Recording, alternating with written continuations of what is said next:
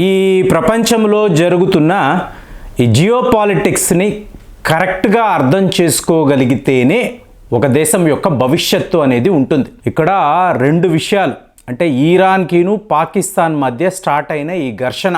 So ఇది ఇప్పుడప్పుడే ఆగదు అని చెప్పి మీకు వార్తలు. కానీ ఇక్కడ భారతదేశం యొక్క వైఖరిని మీరు గమనించాలి. ఎప్పుడు కూడా యుద్ధాలు వద్దు, శాంతి దూతలుగా మారండి, మనకు పీస్ కావాలి, ఇదే మాట్లాడే భారతదేశము ఇవాళ ఇరాన్ విషయంలో ఏం మాట్లాడుతున్నారు?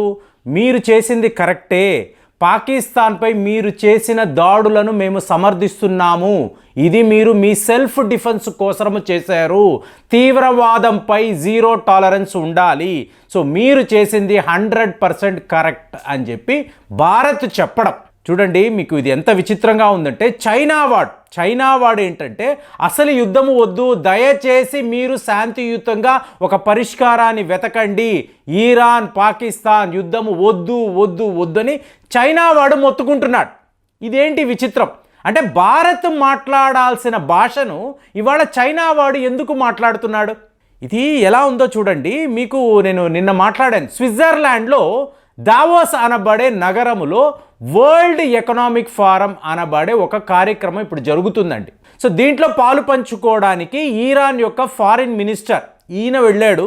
అలాగే పాకిస్తాన్ యొక్క కేర్ టేకర్ ప్రధానమంత్రి అన్వర్ ఉల్ హక్ కక్కర్ అంటారు. సో ఇతను కూడా అక్కడ ఉన్నాడు. సో ప్రపంచ మీడియా ముందు ఇద్దరు ఎదురెదురుగా కూర్చొని మాట్లాడుకుంటున్నారు. పాకిస్తాన్ ఇరాన్ యొక్క రిలేషన్షిప్ ఎలా ఉండాలి, ఫ్యూచర్ని ఎలా ఆలోచించాలి, ఈ ఆయిల్ వ్యాపారం ఏమిటి, ఎందుకంటే ఇరాన్ నుంచి పాకిస్తాన్ దాకా మీకు అతి పొడవైన ఒక పైప్ లైన్ అనేది వెయ్యాలండి. ఇరాన్ వాళ్ళ ప్రపోజల్ పాకిస్తాన్ వాళ్ళు కూడా ఒప్పుకున్నారు. 25 ఏళ్ల పాటు ఈ ఆయిల్ సప్లై అనేది పాకిస్తాన్లోకి ఉంటుంది అని చెప్పి ఇరాన్ వాళ్ళు ప్రామిస్ చేశారు. ఎంఓఐ కూడా సంతకమైంది. ఎప్పుడు ఇది 2009 2010 కాలం. అలాంటిది మీకు చూడండి, వీళ్ళు ఇలా మాట్లాడుకుంటున్నారు. సడన్గా పాకిస్తాన్ ప్రధానమంత్రికి ఒక వార్త. ఏమిటి వార్త అంటే, ఇరాన్ దేశము మన మీద దాడులు చేశారు. ఎదురుగుండా ఎవరున్నారండి? ఇరాన్ యొక్క ఫారిన్ మినిస్టర్ కూర్చొని ఉన్నాడు. అతనికి తెలియకుండా ఈ దాడులు ఉంటాయంటే లేనే లేదని అమెరికా చెప్తుంది. 100% ఇరాన్ ఫారిన్ మినిస్టర్కి తెలుసు. తెలిసి కూడా ఇతను పాకిస్తాన్ ప్రధానమంత్రితో ఈ డిస్కషన్లో ఉన్నాడు. సడన్గా ఈ వార్తలు అన్నప్పుడు ఎలా ఉంటుంది అంటే, నవ్వుతూ మన మధ్య మంచి స్నేహము ఉంది, అసలు ఇరాన్ ప్రజలు పాకిస్తాన్ వాళ్ళని ఎంతో అభిమానిస్తారు, పాకిస్తాన్ ప్రజలు కూడా ఇరాన్ ఇవన్నీ మాట్లాడుతున్నారు. కానీ ఇక్కడ ఏం జరిగింది? ఇరాన్ వైపు నుంచి చాలా పెద్ద మిజైళ్ళు, డ్రోన్ల దాడులు. సో ఇప్పుడు పాకిస్తాన్ ప్రధానమంత్రికి ఎలా ఉంటుంది? సో మీటింగ్ని అక్కడికక్కడ ఆపేసి ఇమీడియట్గా ఇతను పాకిస్తాన్ వచ్చేసాడు. అట్ ది సేమ్ టైం చూడండి, ఇక్కడ ప్రపంచమంతా మాట్లాడుతున్న ఒక విషయం ఏంటంటే, చైనా వాడి యొక్క రియాక్షన్. ఒకవేళ ఇరాన్కి పాకిస్తాన్కి మధ్య యుద్ధము వచ్చింది అనుకోండి, మీకు చైనా వాళ్ళ అంటే చైనా పాకిస్తాన్ ఎకనామిక్ కారిడార్ మీకు అలాగే ఆగిపోతుందండి. 60 billion American dollars investments China వాళ్ళు పాకిస్తాన్ మీద పెట్టుబడిగా పెట్టి ఉంచారు. ఇప్పుడు మీకు బెల్ట్ అండ్ రోడ్ ఇనిషియేటివ్ ఆగిపోతుంది. ఎందుకంటే మీకు ఇవాళ పాకిస్తాన్ని దాటాలి, తరువాత ఆఫ్ఘనిస్తాన్లోకి బెల్ట్ అండ్ రోడ్ ఇనిషియేటివ్ వస్తుంది, తరువాత ఇరాన్లోకి వెళ్ళాలి.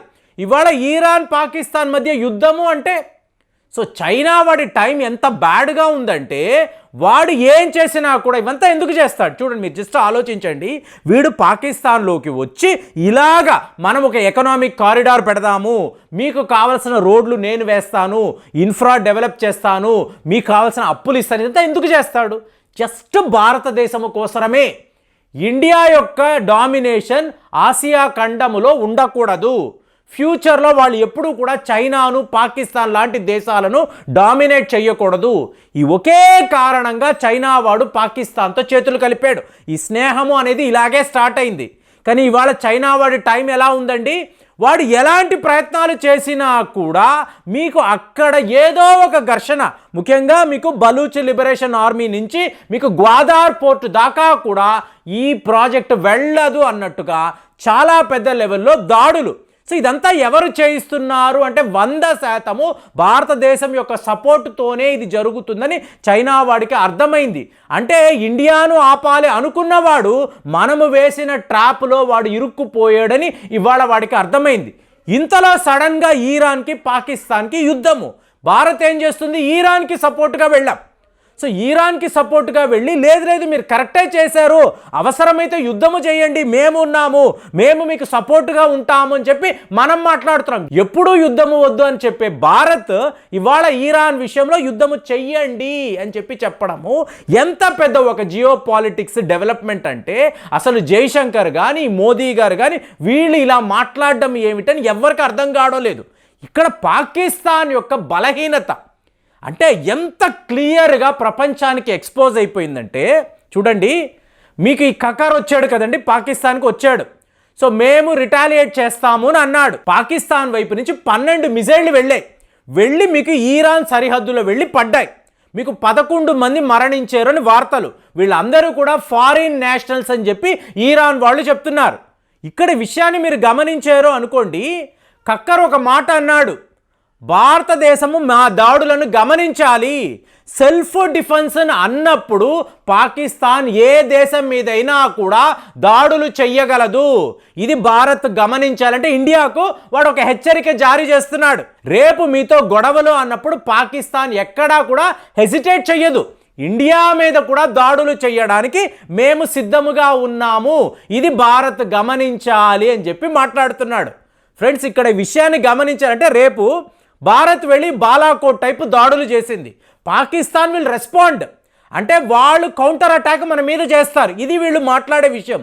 మరి ఇది జరుగుతుందా అంటే చూడండి, ఇరాన్ వైపు నుంచి మీకు మిజైళ్ళు డ్రోన్లు వస్తున్నాయండి, నేరుగా పాకిస్తాన్ మీదకి వస్తాయి, పాకిస్తాన్ సరిహద్దుల్లోకి వస్తున్నప్పుడు ప్రతి ఒక్క దేశానికి కూడా ఎయిర్ డిఫెన్స్ సిస్టమ్ అని ఉంటుంది. సరిహద్దుల్లో అంతా వీళ్ళు ఈ రేడార్స్ను ఈ ఆయుధాలను వీళ్ళు సిద్ధము చేసి ఉంచుతారు, ఎప్పుడూ కూడా వార్ ప్రిపేర్డ్నెస్లో ఉంటారు. అలాంటిది ఇరాన్ వైపు నుంచి మీకు ఇన్ని మిజైళ్ళు ఇన్ని డ్రోన్లు వస్తున్నప్పుడు పాకిస్తాన్ యొక్క ఎయిర్ డిఫెన్స్ సిస్టమ్ అనేది దీనిని పసిగట్టనే లేదు. ఒక్క మిజైల్ను కూడా వీళ్ళు ఇంటర్సెప్ట్ చెయ్యలేకపోయారు. ఎవరి ఆయుధాలు వీళ్ళు వాడతారండి? మీకు చైనా ఎక్విప్మెంటే పాకిస్తాన్ వాడుతుంది. అంటే ఏంటి, టోటల్గా ఇది పని చేయడం లేదు అనేది మీకు ప్రపంచానికే తెలిసిపోయింది. మీరు పాకిస్తాన్ మీద దాడులు చేస్తే వాళ్ళ ఎయిర్ డిఫెన్స్ సిస్టమ్, వాళ్ళ యొక్క సర్విలెన్స్, వాళ్ళ యొక్క రీకానైజెన్స్ అని అంటారు చూసారా, ఇవి ఏవి కూడా కరెక్ట్గా పని చెయ్యవు. చూడండి, మనము బ్రహ్మోస్ మిస్ఫైర్ అయినప్పుడు డైరెక్ట్గా పాకిస్తాన్లోకి వెళ్ళిపోయింది బ్రహ్మోస్, వాడు పసిగట్టలేదు. ఇవాళ ఇరాన్తో కూడా ఇదే పరిస్థితి. అంటే ఏంటి, పాకిస్తాన్లో ఈ రక్షణ వ్యవస్థ అనేది జీరో, ఇది ప్రపంచానికి క్లియర్గా అర్థమైపోయింది. ఇప్పుడు వీడు దాడులు చేశాడు కదా, వీడు కూడా ఇరాన్ మీద దాడులు చేశారు. సో ఆ ఎక్విప్మెంట్ అంతా ఇవాళ యుద్ధ నిపుణులు చూపిస్తున్నారు. 12 మిజైళ్ళు మేము ఫైర్ చేశామని చెప్పి పాకిస్తాన్ వాడు చెప్తున్నాడు. ఇందులో సకానికి సగం మిజైళ్ల దగ్గర మీకు వార్ హెడ్సే లేవండి, వార్ హెడ్సే వీళ్ళు మోహరించలేదు. కోపము, ఆవేశము, ఏదో ఒక రకంగా మేము రిటాలియేట్ చేస్తామని చెప్పడానికి డైరెక్ట్గా మిజైల్స్ను పేల్చేశారు, ఎక్కడెక్కడో వెళ్ళి పడ్డాయి. ఇరాన్ వాళ్ళు చేసిన దాడులు, ఒక బిల్డింగ్, ఇక్కడ తీవ్రవాదులు ఉన్నారు, ఈ తీవ్రవాదుల మీద మేము టార్గెట్ చేస్తున్నాం, ప్రిసైజ్గా వీళ్ళు వెళ్ళి అటాక్ చేశారు. ఎవరు? ఇరాన్ వాళ్ళు. అంటే వాళ్ళ దగ్గర అంత అడ్వాన్స్డ్ ఎక్విప్మెంట్ ఉందండి, ఆయుధాలు అంత అడ్వాన్స్డ్గా ఉన్నాయి.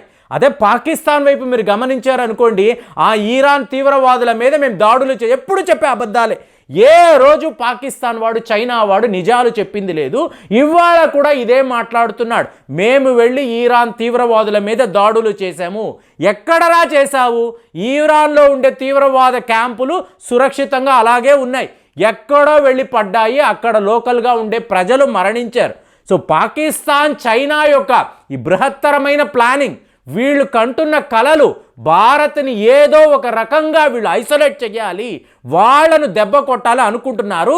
ఎవ్రీ టైం వీళ్ళు ప్రయత్నాలు చేస్తున్నప్పుడల్లా ఒకవైపు చైనా ఫెయిల్ అయిపోతుంది, ఇంకొక వైపు పాకిస్తాన్ ఫెయిల్ అయిపోతుంది. దీన్ని వీళ్ళు ఎప్పుడు రియలైజ్ అవుతారో ఎవరికి కూడా తెలియదు. చూడండి, పాకిస్తాన్ యొక్క బలహీనతను వాళ్ళకి వాళ్ళే ప్రపంచానికి చూపించారు. చైనా వాడి యొక్క ఈ కంటున్న కలలు టోటల్గా కొలాప్స్ అయిపోయాయి అనేది కళ్ళ ముందే మనకు కనిపిస్తుంది. మరి దీని మీద అసలు మీ కామెంట్స్ ఎలా ఉన్నాయో తెలియజేయండి. మళ్ళీ వచ్చే వీడియోలో కలుద్దాం. జై హింద్.